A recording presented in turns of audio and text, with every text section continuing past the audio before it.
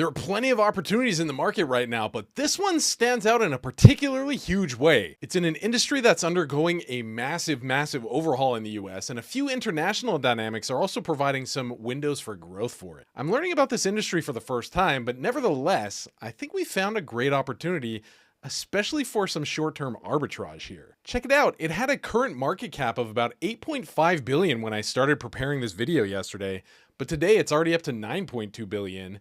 While they had record quarterly revenue of 6 billion. It's not just big revenues, but they also took 1.3 billion of that to net income and 1.9 billion to adjusted EBITDA, with a juicy $3.88 EPS. Market cap of 9 billion, revenues last quarter of 6 billion. I'll get more into the details of their finances here in a minute, as well as why I think the stock's undervalued big time, but the company we're looking at is in the steel industry in North America, and it's called Cleveland-Cliffs. And check out the price chart. We have a share price of $18.43, and like I mentioned, the last quarter's EPS was $3.88.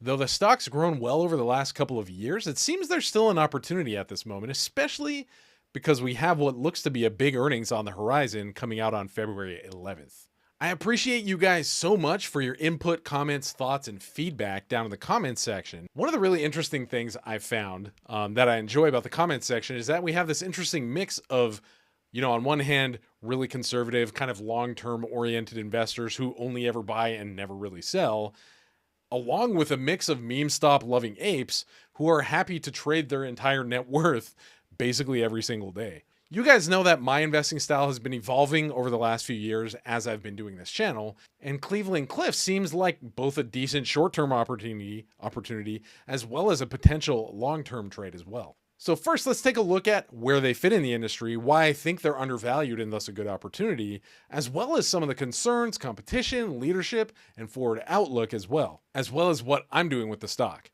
My situation is super duper different from any of yours watching, so don't take this as investment advice. We'll start with a bit more info on the numbers. The most recent numbers we have are for the quarter ending September 30th of 2021, but like I mentioned earlier, we're expecting a big earnings next week. I'm not usually one to try to time big moves around earnings, but I'm feeling relatively comfortable with making some moves on Cleveland, and I did start buying recently.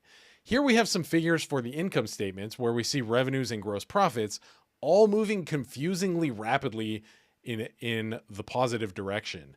Check it out, revenues up 265% year over year, and 2 quarters ago it was up 1,000% year over year. And that's not just, revenues, it also carries down to the gross profits where we're up 1,300% year over year. And onto the operating income as well, where we see a similar story, up more than 3,000% year over year. Once that furthest away quarter drops off the annual charts, I'm wondering if the algorithm-driven investing bots might start to go even more crazy for Cleveland than they already are. And to look at the current, quick, and operating cash flow to current liability ratios as well. When we're looking at industries that require lots of CapEx investment to grow or provide an edge over competition, looking at short-term liquidity as well as long-term solvency is a really good idea. But we see here that on the whole, they're deleveraging, which basically means they're lowering their debt load, using up a lot of the cash that they've been making, stacking up recently. And again, it sounds like this is going to continue on the next earnings coming up next week, when I can try to update you guys if you want. Check it out. Here we have the revenue chart. And if a company is growing revenues this rapidly and they have slick leadership, they'll usually try to pay down debt, make some acquisitions to give them some kind of leadership in the industry, or just invest super heavily in leapfrogging technology for a long-term advantage. And we're seeing all three of those with CLF right now. So when you see simultaneously revenues are growing, but the share price isn't, while they're deleveraging, a lot of these ratios start to pivot and look much more favorable. The last 12 months, EV to revenues is getting lower and lower, alongside the PS ratio that looks basically stupid at 0.48x. 0.48x. That's not 48x. Last 12 months, EV EBITDA, there in the middle, has dropped to 3.29x, and all the forward estimates look even more silly at the current price. The market hasn't started to respect this company like it seems to deserve. Does the market know something that we don't, or is it just completely misunderstanding the whole opportunity that we have here with Cleveland-Cliffs? I think And again, based on my limited research, and let me know down in the comment section if you're in this industry or if you have any experience with these types of stocks. But I think that the market just hasn't realized that CLF is now vertically integrated and how much of a big deal they've become because of a few of these acquisitions that they've recently made. Though they were mainly just an iron ore company for most of their history, thanks to a few of their more recent acquisitions where they bought out their largest clients, EK Steel and ArcelorMittal, they've become vertically integrated. Now, as you can imagine, the steel industry has like a lot of different processes, a lot of different layers, depending on where the end user is going to use the products, and typically different companies handle different portions of that stream or that supply chain, like taking steel from an ore and, for example, pelletizing it or briquetting it onto smelting or stamping, and then onto shaping and producing it into car parts or appliances, for example, and then back again to recycling scrap into a usable form and restarting that whole thing all over again. CLF's deals have allowed it to take over all parts of this process, but it seems the market hasn't really realized yet, and they're still valuing it as if they were just an iron ore company. Diving into that a bit more, we see that they've become the largest flat-rolled steel producer in North America thanks to those two acquisitions of AK Steel and ArcelorMittal. Like I just mentioned, they're now fully integrated from raw materials and direct reduced iron to primary steelmaking and downstream stamping, tooling, and tubing. They're also the market leader in the automotive industry in the US and have been particularly recognized by GM, General Motors. But as far as I can tell, they supply steel to all US makers. A cool cherry on top for those concerned is that they're making big moves into ESG, or environmental, social, and governance policies, including greenhouse gas emission reduction across their processes. And they also seem to be very progressive on taking care of their teams with generous salaries and policies like paying individuals a $1,500 bonus if they get vaccinated. And if the team in that facility that they're working at surpasses a 75% vaccination rate, they bump that $1,500 bonus up to $3,000 per person, dude. I've not heard of anything like that before. Another one of the acquisitions they just sealed was FPT, or Ferrous Processing and Trading Company. With an EBITDA of $100 million that's immediately accretive, this deal further builds Cleveland's vertical integration because it's one of the largest processors and distributors of prime ferrous scrap in North America and derives about 90% of its revenues from Midwest locations. The deal was paid for by cash, and access to scrap is super important for steel companies because the supply has been shrinking over the years.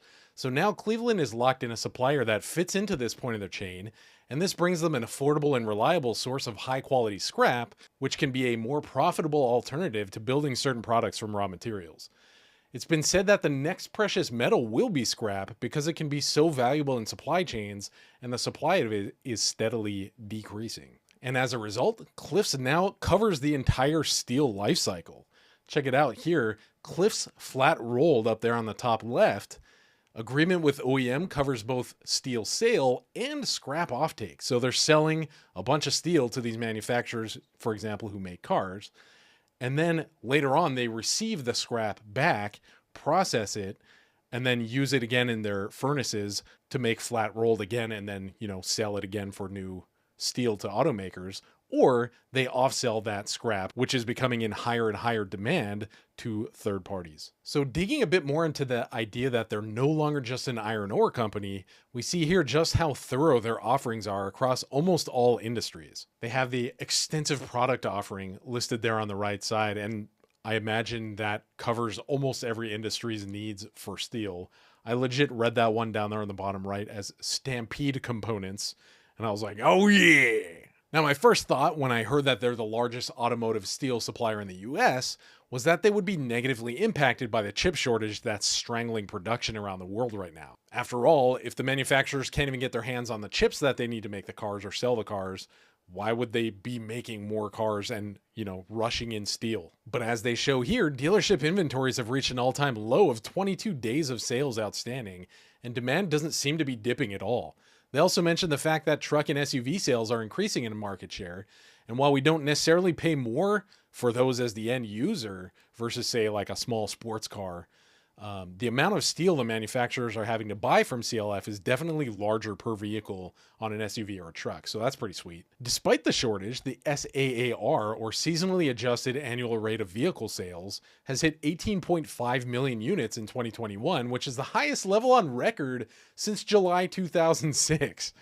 Now, this is another boon to Cleveland's sales, I think. They do also mention that they're uniquely positioned to provide stronger steel products for vehicle makers that not only provide higher tensile strength, but are also lighter than the competition in certain applications. For those of you who go crazy over anything EV, rejoice in the fact that they're also providing steel for EV motors and transmissions, and I think I heard whispers of their involvement with EV charging infrastructure as well. And speaking of infrastructure, vehicles aren't their only source of income either. They also provide steel for in-demand markets like wind energy, solar power, and upgrading the electrical grid too. It seems like the national US policy for infrastructure bills is kind of going through the ringer at the moment, but it seems like Cleveland is in a good position to benefit once deals do start to go through and money actually starts to flow through building up these different types of infrastructure. Okay, I know what you're thinking. You're thinking, dude, Trey, isn't Cleveland Cliffs only so profitable right now because iron ore commodity pricing has dropped so much? And to you, I would say you used to be right, but you're wrong now. Though iron ore has been relatively cheap for a lot of the last year before its recent upticks, CLF is way less impacted by these fluctuations than its competitors because all of its iron ore is sourced internally. Thanks to the vertical integration we mentioned earlier, it's all in-house. And like a lot of commodities, contracts are negotiated on a yearly basis. So while steel pricing is indeed relatively high historically, many of the contracts we're currently running on were negotiated back when the steel price was in the low to mid 3,000s versus where we are now up in the high 4,000s for rebar, for example.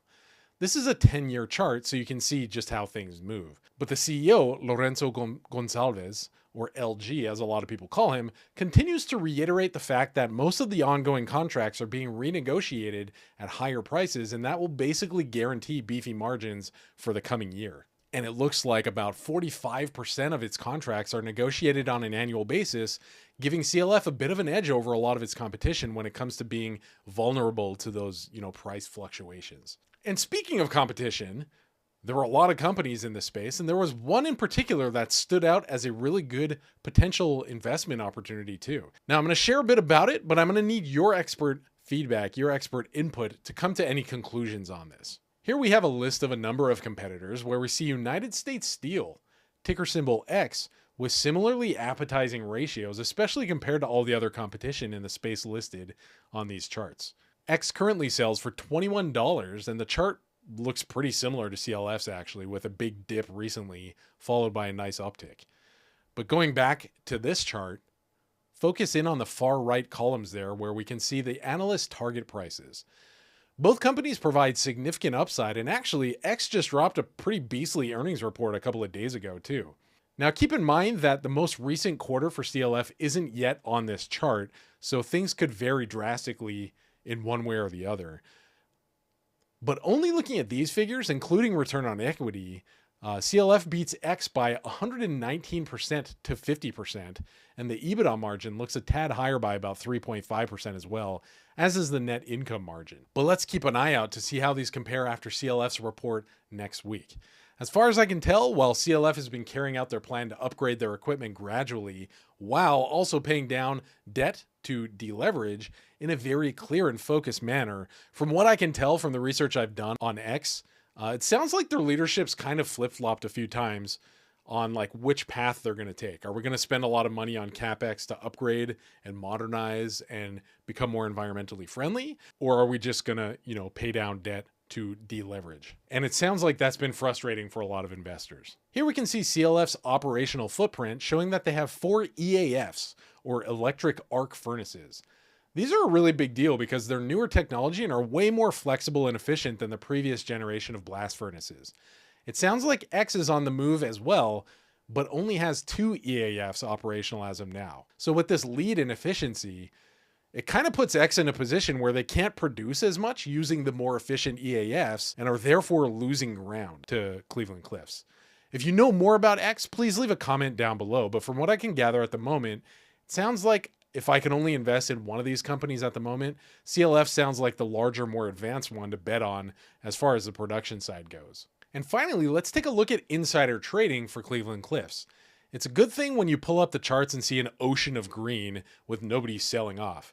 I think all these grants are the result of improving profitability, showing numerous leaders boosting their holdings by a few percent.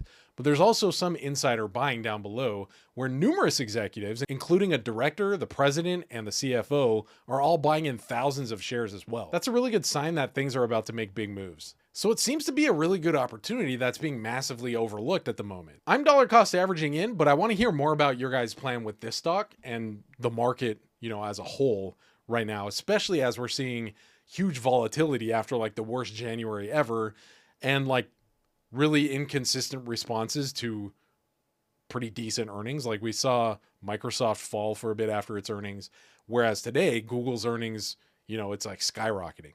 But it's not just me that's really interested in this stock. Check it out. The 8 analysts covering the stock are all saying that this thing should be at least $23, if not 26 or even 37.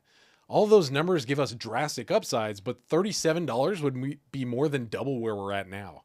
And we're trading at a PE ratio of 4.75 at the moment. But it seems like the industry can easily fetch PE ratios of 5 or even up to 8 or higher. A 6 PE ratio would give us north of a $23 share price, which is still 24% upside from where we are now. So I'm really looking forward to seeing what happens on earnings next week. Thank you guys so much for your time. Love you guys. Don't forget to stay generous.